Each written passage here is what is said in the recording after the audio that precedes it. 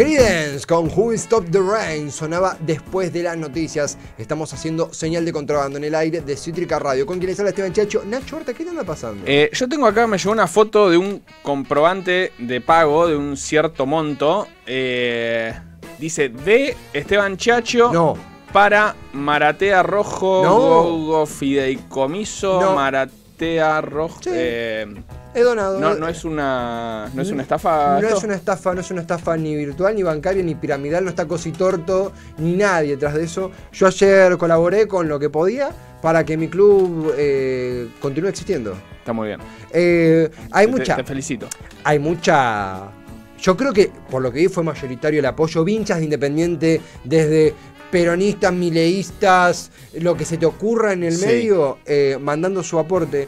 Y mucha gente corriendo a la gente. Voy a decir algo que por ahí me quema, corriendo como... colaborando con el lavado de dinero. Veo que estás muy interesado en ser un idiota. Y digo, uno por amor hace estas cosas. Sí. Yo no sé la verdad si Maratea se tiene Maratea. Yo lo que pregunto, en realidad, lo que pregunto es, ¿hay fondos de Maratea que sí y fondos de Maratea que no? O sea, la pregunta es esa, porque es como... está bien, yo entiendo, y no sé si se llama Maratea o se llama como se llame, digo, creo que no es la primera vez que hinchas ponen plata para salvar a su club. Entonces, qué sé yo, es para otro momento. Yo vi el comprobante y dije, como tenemos a alguien que sabe la materia, o capaz que es una estafa, por las dudas, pregunto. Podemos arrancar por un escalón de bajo, que es de movida, no comer. Yo sé que deposité bien en Maratea o Go, ahí en el mercado pago, pero hay gente que se puede, por sin quererlo, comerse la curva. Esa es de la estafa. Puede comerse la curva. De hecho, hemos tenido casos aquí en Cítrica Radio de gente querida que ha padecido una estafa bancaria, sustitución de identidad. Y muchos decimos, no solamente qué cada que pase esto, sino qué hacemos en La Ley y el Orden. Esta columna que tenemos los viernes de por medio con nuestro abogado de confianza, Diego Rapoport. Conversamos de esto. Hola, Diego. Acá Esteban, Nacho. Buen viernes. ¿Cómo estás? Perdón, estaba muteado. Buen día, ¿cómo andan? ¿Todo bien? Todo excelente, Buen todo día, bien, Diego. Buen día. Buen día. Un poquito, todo bien, todo tranquilo. Conversando de este tema que un poco veía en las noticias, lamentablemente podemos hablar hoy de una ola de estafas bancarias, sustitución de, casi de importaciones, sustitución de identidades, mensajes extraños que creo que tienen el nombre de phishing, que suplantan identidades y que extraen dinero. ¿Cómo ves el estado de esta situación? ¿Cómo ves en general en la parte legal este caso? ¿Qué tan grave está la mano? Bueno, a ver, acá hay varias cuestiones, ¿no? Evidentemente, los bancos los últimos años, podríamos decir los últimos 15 años, y antes también, porque uno podría hablar desde la implementación de los ATM, ¿no? De los cajeros automáticos, donde la tecnología, primero cajeros automáticos, después las terminales de autoservicio. La tecnología fue reemplazando de alguna manera, lamentablemente, al recurso humano, ¿no? Al trabajador, al empleado tradicional bancario que atendía al público y resolvía las distintas operaciones que se realizaban en el banco. Esa tecnología que el banco fue utilizando, obviamente, trajo sus consecuencias, es decir, a la par de la implementación de cuestiones tecnológicas, bueno, el banco, por otro lado, también no solamente se supone que facilitó el acceso a los clientes, a los usuarios del banco, sino que por otro lado lo que sucedió fue que el banco se vio beneficiado porque, claro, lamentablemente hay que decirlo, ¿no? Menos masa salarial, Claro. Es decir, los bancos obviamente obtienen una ganancia con la implementación de nuevas tecnologías, la posibilidad de mayor inmediatez para llevar adelante operaciones, captar público, Claro. etcétera, etcétera. De hecho, por ejemplo, ahora no sé, hace unos años, 2, 3 años, se están empezando a funcionar los bancos que son enteramente virtuales. Automatizados. No voy a dar nombre de banco por una cuestión de publicidad, porque tampoco las voy a hacer, pero hay bancos que ya funcionan en forma virtual en un 100% utilizados por el Banco Central. Claro. Que no tienen ni siquiera una oficina, o a lo sumo tienen como mínimo una oficina como para hacer un reclamo, ¿no? Pero las operaciones son virtuales en un 100%. Y no todo el mundo está preparado para el manejo de la tecnología. Obviamente a partir de una generación determinada, la cuestión tecnológica se complica bastante en la utilización. Claro. Y el problema con los bancos es que a veces se plantea si la actividad bancaria en sí es una actividad riesgosa o no. Y en principio, normalmente llevada a cabo no debería serlo. Lo que pasa es que el problema o lo que genera el riesgo son las circunstancias de cómo se lleva adelante la actividad. Claro. Y el problema está dado en el tema de los sistemas informáticos y de la seguridad informática, que es vulnerable. Quizás yo no podría decir que no haya falta de inversión, el mantenimiento de los sistemas o la implementación de medidas de seguridad, pero como va la cuestión, siempre uno queda como un paso atrás, siempre como que va resultando insuficiente. Y acá el planteo se da cómo el banco tiene que responder cuando un cliente se ve perjudicado, como vos decís, por una defraudación virtual. Claro. ¿Entendés?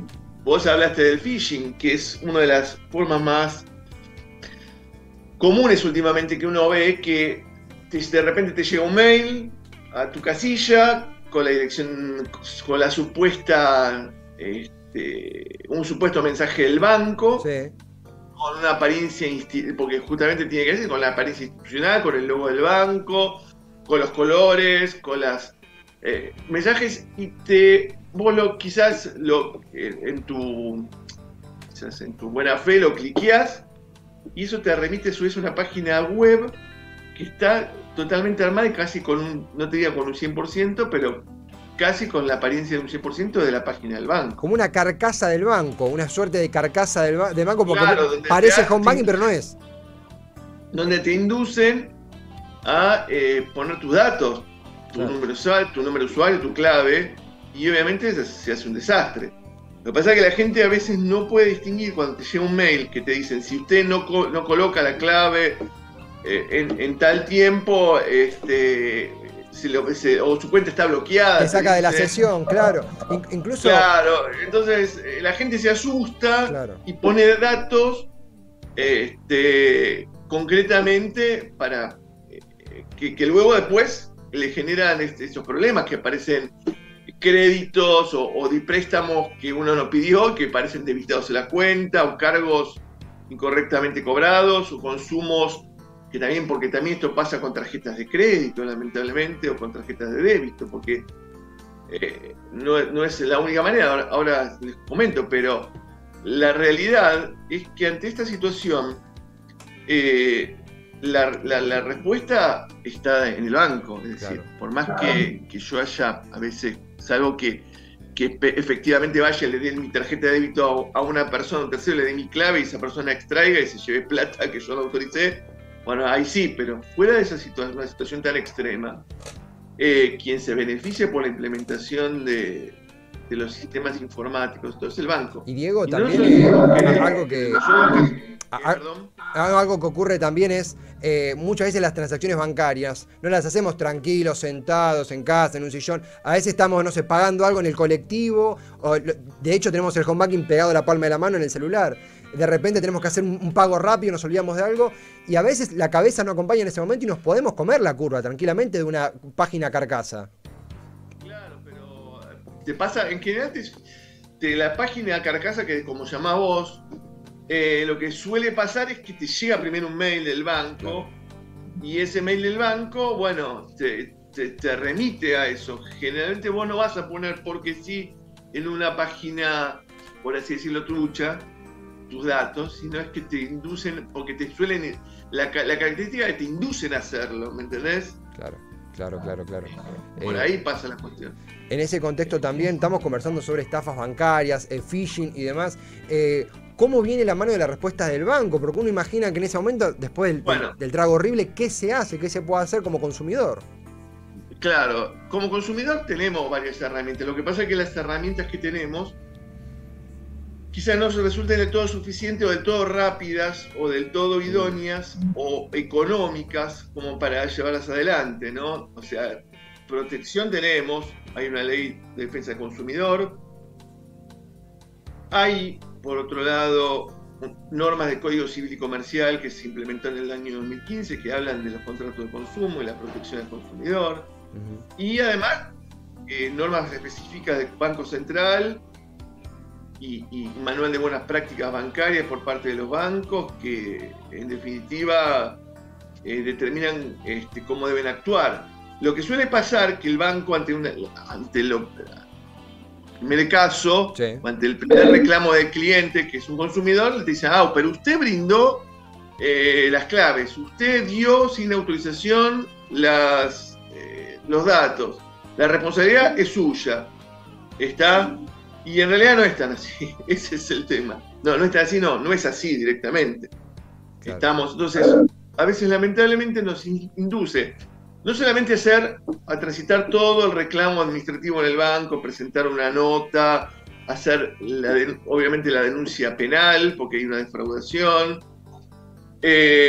presentar la copia de la denuncia en el banco para desconocer algún préstamo que sacan a nombre nuestro o algún crédito, sino que además quizás nos llevan nos llevan a tener que iniciar las acciones legales, ¿no? Por la restitución de préstamos que yo no pedí, pedir la anulación de esos préstamos, y obviamente a pedir todas las sanciones que pueden aplicarse vía la ley de defensa del consumidor.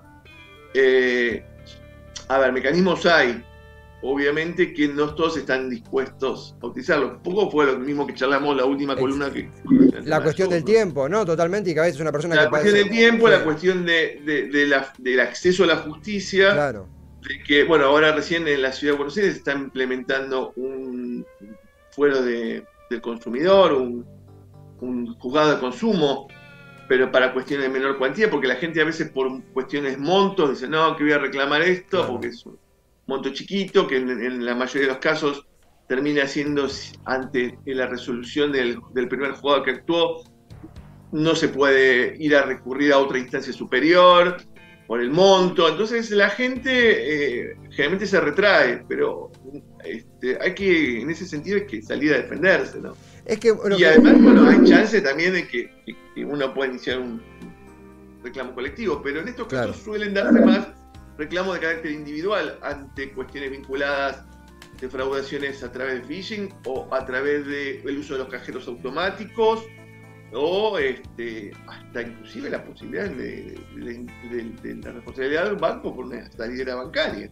Pero incluso, Diego, lo charlábamos la vez pasada, hemos tenido acá incluso casos de ¿cómo se llama? Phishing, gente conocida que se come un amague, un falso enlace, una sustitución de identidad y pierde guita. Imaginamos que no es lo mismo 2.000 pesos que 300.000, obviamente que nada, diferencias y decisiones, pero lo importante es sentar el precedente de organizarse también en ese punto, porque de repente pasivamente terminamos no legitimando, pero sí permitiendo que esto suceda si no hacemos la denuncia a los tiempos de la persona que imaginamos sobre todo está afectada y triste por lo que sucede, ¿no? Sí, porque además te van descontando mes a mes, o si no pagas en debido tiempo te informan en la base, claro, de las bases de datos, ¿no? La base de datos del sistema financiero, donde vos el día de mañana que reclaman un crédito apareces en un informe que tampoco voy a decir las marcas ni las conocidas en el mercado, pero ya sabemos a qué hacemos referencia. Y además la conducta del banco no colabora en muchos casos, porque el banco termina diciendo, como le decía yo, no, es culpa suya, es suya la responsabilidad. En realidad no, yo no di. Y si lo hice, no lo hice voluntariamente. Claro. Que ahí está la cuestión, fui inducido a engaño. Claro. Y quien tiene que velar por la seguridad informática y por los medios que pone a disposición para llevar adelante las operaciones, y que esos medios no sean vulnerables, es el banco. Yo sé que los bancos últimamente, sobre todo a partir de la pandemia, donde se incrementaron la utilización de los sistemas electrónicos, ante estas situaciones manda mails habitualmente, haciendo advertencias, ha incrementado los niveles de seguridad, claro, en el sentido de que te piden claves de doble validación, es decir, una clave más compleja o dos claves, que si vos en determinado momento o en determinado tiempo o ante determinados intentos mejor de ingresar al home banking no podés lograrlo, te bloquean el usuario. Hay cuestiones, digo, no es que no se está tratando de implementarse medidas, las advertencias constantes y permanentes. Lo que sucede es que no son suficientes, claro, no alcanzan. Claro. Eso me parece que es importante remarcarlo de vuelta. como para concluir a aquella persona que lamentablemente quizá hoy padece una estafa virtual, hablando literalmente hoy, el hacer la denuncia, el sentar precedente, el conocer casos parecidos para organizarse, la demanda colectiva que hablamos símil, el caso de las pérdidas por bajones de electricidad que repasábamos hace 2 viernes, y el reclamar a los bancos que tengan una posición no solamente de precaución, que es muy importante la precaución, sino también de acción cuando las cosas suceden. Y que no genere más pesares a los clientes cuando pasa este tipo de cosas. Porque el banco te dice, no, es culpa suya. Sí. Y vos salís como cliente con muy mal, es decir, no es culpa mía, fui víctima de un delito y encima tengo que responder, ese es el tema. Entonces a veces lo que nos dice la ley es que si el daño se produjo, por lo menos no lo agraves más. Claro. Este es el tema. Tomá las medidas para no agravarlo. Tenés que primero tomar las medidas para prevenirlo. Pero supónganse que a pesar de las medidas que uno usa para prevenirlo, se produce. Bueno, no lo agraves más. No generes mayores complejidades, no generes mayores dificultades ni pesares a la gente, ese es el tema. A una persona ya afectada. Repasamos las noticias, estamos ante una ola de suplantación de identidades y estafas virtuales. Hoy, a través de esta columna, poder adquirir herramientas para saber qué hacer, saber qué sucede e identificarlo. Diego, como siempre, es interesantísimo, es un tema que hemos padecido aquí en la radio. Es importante. Además, da para charlarlo en varias oportunidades, cuando quieran volver a hablarlo. Demuestra, igualmente con el tema de los criptoactivos, lo que se llaman criptomonedas, también hay situaciones generalmente complejas. Yo recién estaba escuchando lo que estaban hablando de las estafas piramidales y la gente sigue entrando en ese tipo de situaciones. Es decir, pero esto no tiene que ver con quizás necesariamente con lo que estamos hablando de lo virtual y de las estafas virtuales, ¿no? Pero queda la pelota picando para siguientes encuentros, porque si algo que hemos hablado en Cítrica fue estafas virtuales, y hacerlo con alguien que conoce la materia desde el lado legal, por supuesto, que es el paso que convoca, que nuclea todo, es un golazo. En este caso, en esta entrega de la ley y el orden, las estafas virtuales, qué hacer, qué está pasando y cuál es el contexto. Diego, gracias totales, y nos queda... Al contrario, gracias a ustedes, y bueno, estoy a disposición. Cualquier cosa me pueden consultar, no hay ningún problema. Estamos. Precaución y gracias, Diego, precaución y acción a todos. Gracias totales, un gran abrazo. Muchas gracias, buen fin de semana, que la pasen lindo. Feliz día lunes. Muchas gracias igualmente, gracias Diego, un fuerte abrazo a él, a Diego Rapoport, abogado, la ley y el orden, en este caso estafas virtuales. De nuevo, no quiero ser repetitivo ni autorreferencial, pero nos ha pasado acá en Cítrica casos que son dramáticos. Una persona que de golpe tiene 20 lucas, 30 lucas y se las pasa a un desconocido y las pierde.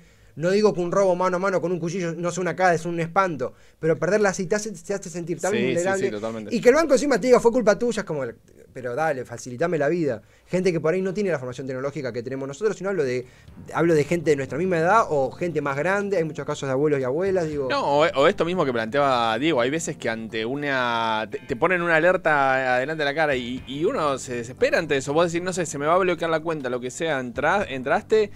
Y capaz que no, es tan igual, tan parecido, está todo hecho tan para engañarte que podés entrar.